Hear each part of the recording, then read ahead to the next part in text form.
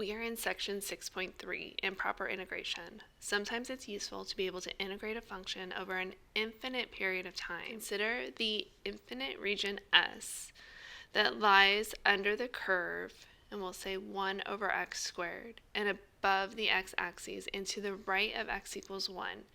You might think that since S is infinite, is extended, its area must be infinite. However, this is not true. In fact, the area of the part of S that lies to the left of the line x equals 1 is determined by integrating 1 over x squared dt, and you'll notice that we write that with a negative 2, and then we can integrate this and evaluate it from 1 to t, saying where t is a value out to the right of 1, and evaluating that we actually get a function.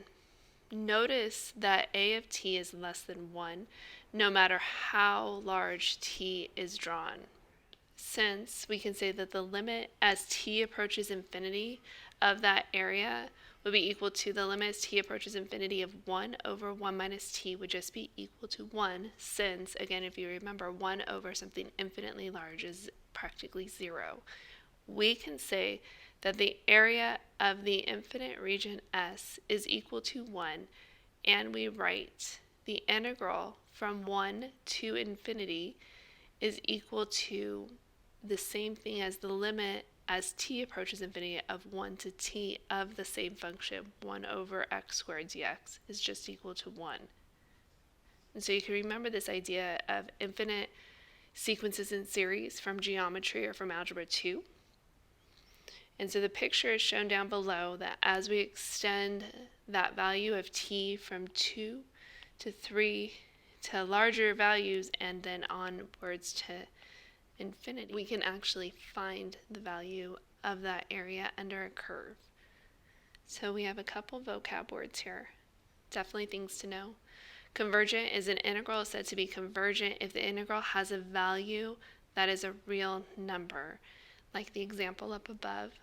And divergent, if the integral is not convergent, then it is divergent. And a divergent integral does not have a value of a real number, usually because the area under the curve is infinitely large. So you can imagine that this graph that we had up above, the graph of this is approaching the x-axis. However, if it's the flip of it and it was approaching infinity, that area would be going infinitely large. Another thing to note is to remember that the limit as x approaches either positive or negative infinity of 1 over x is equal to 0. And the next thing that we have is improper integrals of type 1, infinite integrals. A says if the integral of f of x dx from a to t exists for every value of t greater than or equal to a, then the integral from a to infinity of f of x dx can be rewritten as the limit as t approaches infinity of the integral from a to t of f of x dx, provided this limit exists and has a finite number. And then going ahead and drawing this is what we had in that last example. So this would be where you had a curve, and as it goes off to infinity, we can go from a value of a out to infinity. We can actually find that value, that area. Part B says if we have the integral of f of x dx from t to b exists for every number t less than or equal to b, then we can say the integral from negative infinity to b of f of x dx can be written as the limit as t approaches negative infinity of the integral from t to b of f of x dx, provided that the limit exists as a finite number. And so this time our function would be approaching negative infinity. And so we have a value of b here. And again, we can find this area, that integral, provided that it is a finite number. Part C says if both the integral from a to infinity of f of x dx and the integral from negative infinity to b of f of x dx are convergent, then for any real number a, we define the integral from negative infinity to positive infinity of f of x dx, and we're going to pick a value. 0 is usually a nice value to pick if we can use it, and we're going to say the integral from negative infinity to a of f of x dx plus a to infinity of f of x dx. So it's pretty much like you took that total area that was going from negative infinity to positive infinity and found a value to cut it at. Find the one integral and then the second integral. And to do that, we need to use parts A and part B to evaluate. We also have a definition right below. And the definition says the integral from 1 to infinity of 1 over x to the p dx is convergent if p is greater than 1 and divergent if p is less than or equal to 1. The example right below says determine if the improper integral converges or diverges. Then if it converges, find the value that it converges to. So we have the integral from 0 to infinity of 1 over x to the 4/3 dx. Really quick, we're dealing with a definite integral. One of those limits of integration is an infinity symbol, and we're not allowed to have an infinity symbol there. Those limits of integration need to be actually values. And so in order to deal with this, we're going to rewrite our integral, which is the integral from 8 to infinity, and I'm going to rewrite it as x to the negative 4/3 dx needs to be rewritten with a limit. And so we're going to say the limit as, and you can use any letter that you would like to use. I'll say b approaches infinity. Our integral is now going to be from 8 to b. The function that we have, our integrand, still stays the same, negative 4/3 dx. And from here we can integrate this. Notice we still need to write limit until we actually evaluate the limit. So that's a chapter 1 idea that we had. And integrating this, we are going to get, adding 1 to our exponent, we get x to the negative 1/3, and then multiplying by the reciprocal of that out in front is negative 3. And we need to evaluate this from x equals 8 to b. So from here we still have the limit as b approaches infinity, and I'm going to go ahead and substitute in that first value that we have, our upper limit of integration. And this function that we have is the same thing as negative 3 over x to the 1/3. And so I'm going to rewrite this as negative 3 over b to the 1/3 minus, and then substituting in 8, we get negative 3 over 8 to the 1/3 power. From here, you'll notice that the limit of b approaching infinity only affects that first term. And so we have the limit as b approaches infinity of negative 3 over b to the 1/3.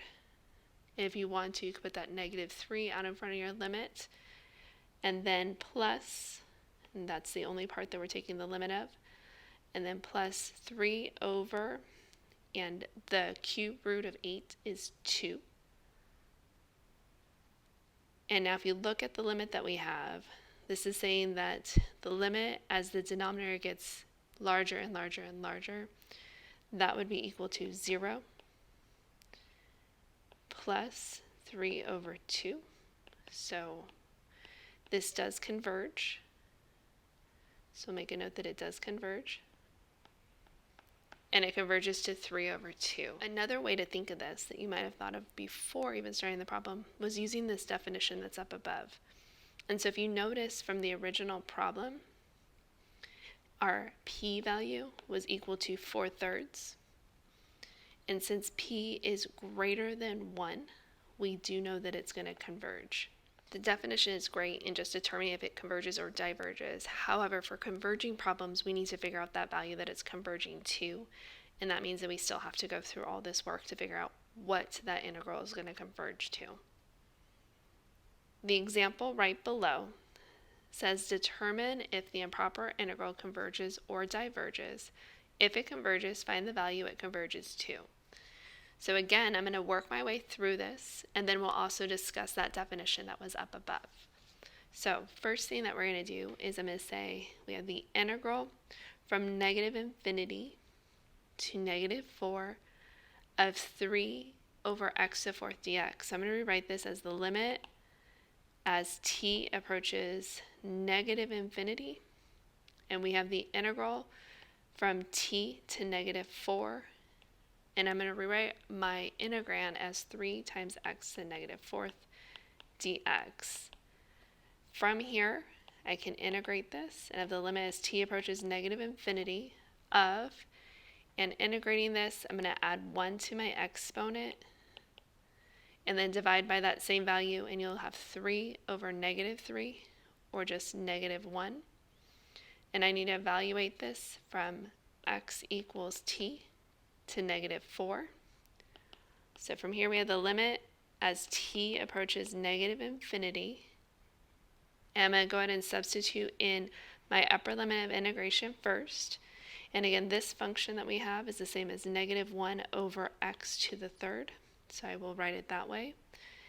And so we have negative 1 over negative 4 to the third minus, and then substituting in my value of t, I'm going to have negative 1 over t to the third. From here, you'll note that t and my limit are only in that second term.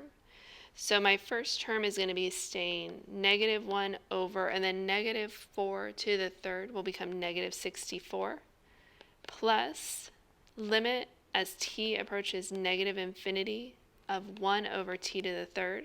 And as our denominator gets bigger and bigger and bigger, this is going to be approaching 0. And so we have 1 over 64 plus 0, or 1 over 64. And so again, this converges. The example at the top of the next page says determine if the improper integral converges or diverges. If it converges, then find the value that it converges to. And so for this, we have the integral from 27 to infinity of 2 over the cube root of x dx. So the first thing I need to do is rewrite this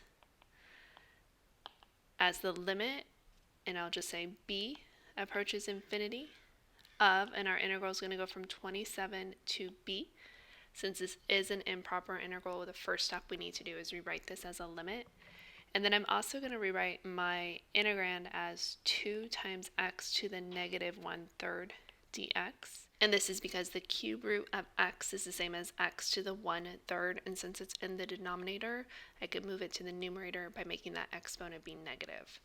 So from here, I am able to integrate this using the power rule. So leaving the limit there, we'll evaluate the limit later.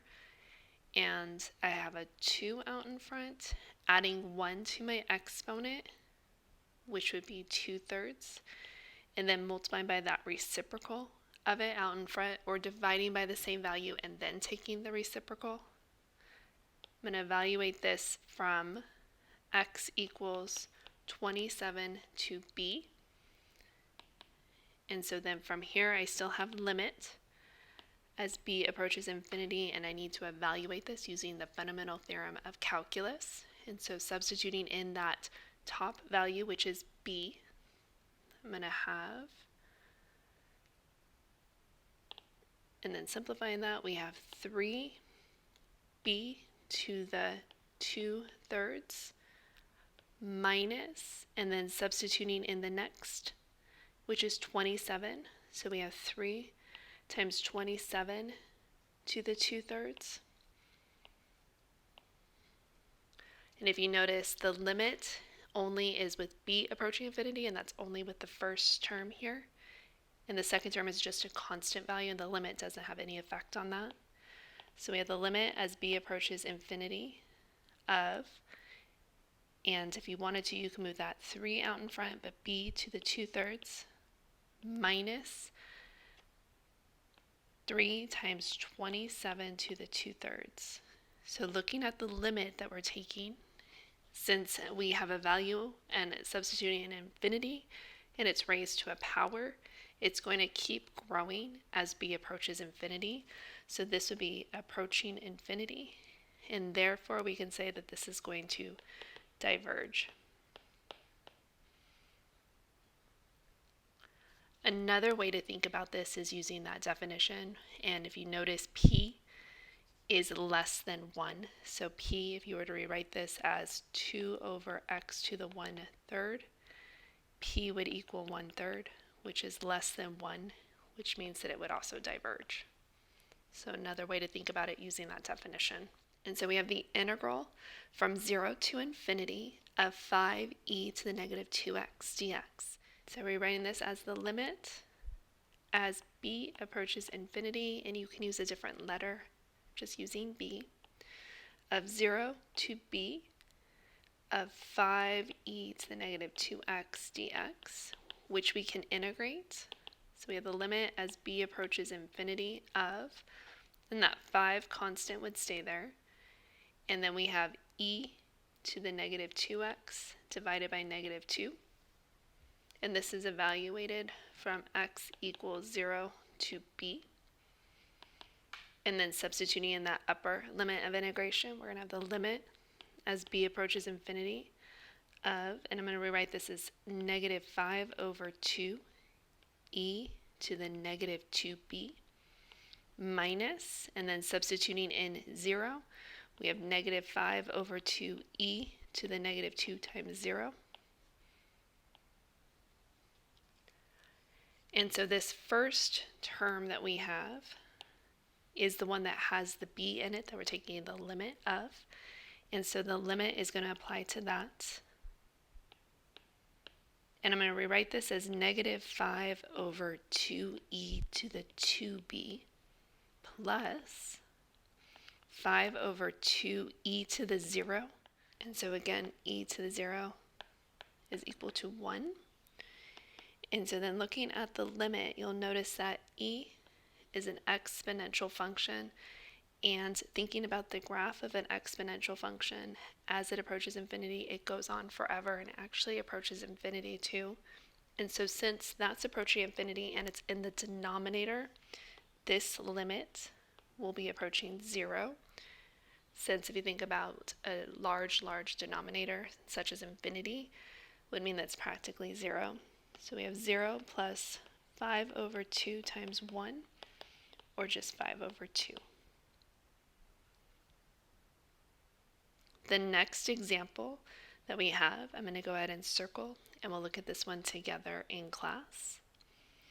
The example on the next page is a little bit more challenging. This one says, determine if the improper integral converges or diverges. If it converges, find the value that it converges to.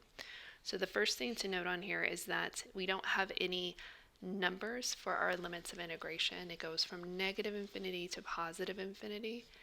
And so for this, we're going to have to split this integral out of value. The easiest one to select is usually going to be 0, but again, you can select any number that you want. 0 is just a nice one to always substitute in. So this is the same thing as going from negative infinity to 0 of x e to the negative x dx, and then also going from 0 to infinity of x e to the negative x dx. And so with this, I just need to figure out one of these at a time. So I'm going to go ahead and look at this first integral that we have. And so I'll say the integral from negative infinity to 0 of x e to the negative x dx is going to be the same thing as the limit as a approaches negative infinity, the integral from a to 0 of x e to the negative x dx. And in order to integrate this, if you notice, we have a polynomial and we have an exponential function. And so with that, we're going to have to use integration by parts. So I'm going to go ahead and let u equal something and then dv equal something else. The best thing to let u equal would be x, and the reason why is because taking the derivative of x, so to find du, it would just be dx, so it actually got smaller in size and degree.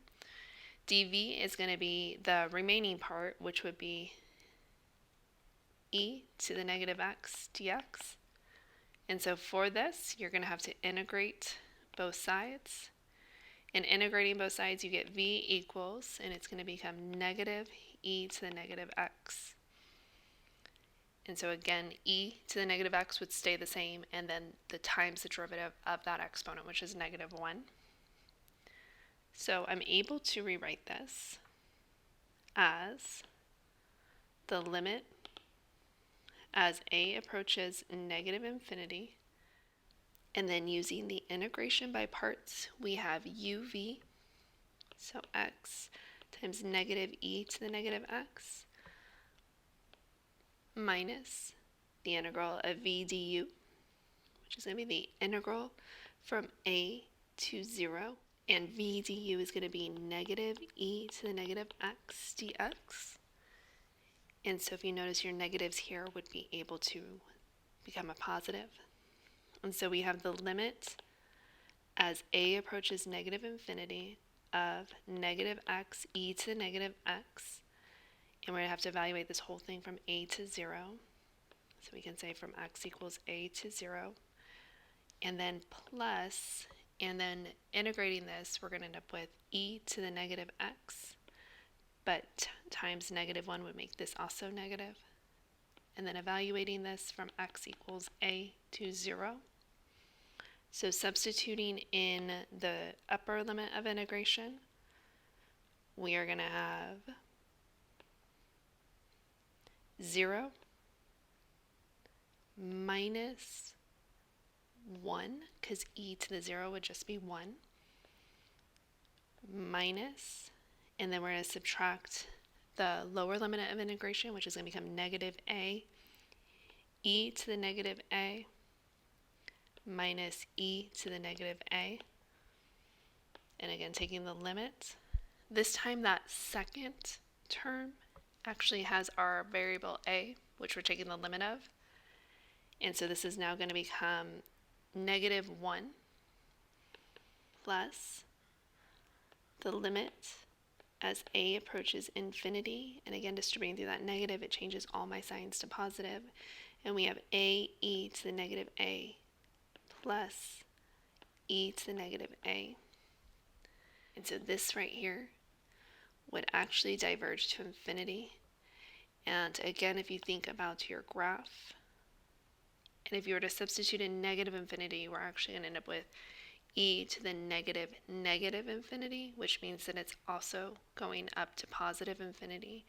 So this would be diverges.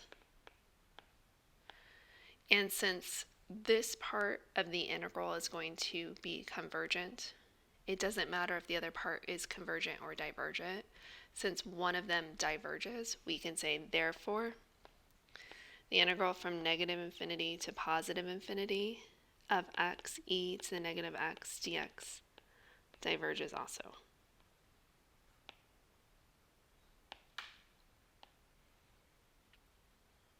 So as long as one part of this is going to diverge, that means that the whole entire thing would diverge. In certain economic situations, money flow into and out of accounts almost continuously over a period of time. Let the continuous function f of t represent the rate of flow of money per unit of time. If t is in years and f of t is in dollars per year, the area under f of t between 2 points in time gives a total dollar flow over the given time interval. And so the first thing that we have is total money flow. And so total money flow is if f of t is the rate of money flow, then the total money flow over the time interval from t equals 0 to time t equals, and we'll say capital T, we are going to have the integral from 0 to t of f of t dt. And then it says the total money flow does not take into account the interest the money could earn if it is received. It is simply the total income. An amount of money that can be deposited today at a specific interest rate to yield a given sum in the future is called the present value of a future sum. The future sum may be called the future value or the final amount. And so we have a present value of money flow. This says if f of t is the rate of continuous money flow at an interest rate of r for capital T years, then the present value is, and so our present value, which we saw earlier in this semester, is going to be the integral from 0 to capital T of f of t e to the negative r t dt.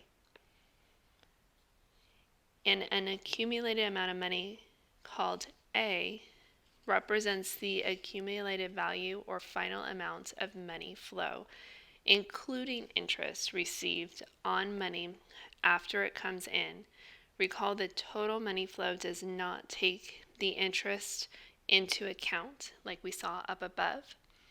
And so this is going to be our accumulated amount of money flow at time t.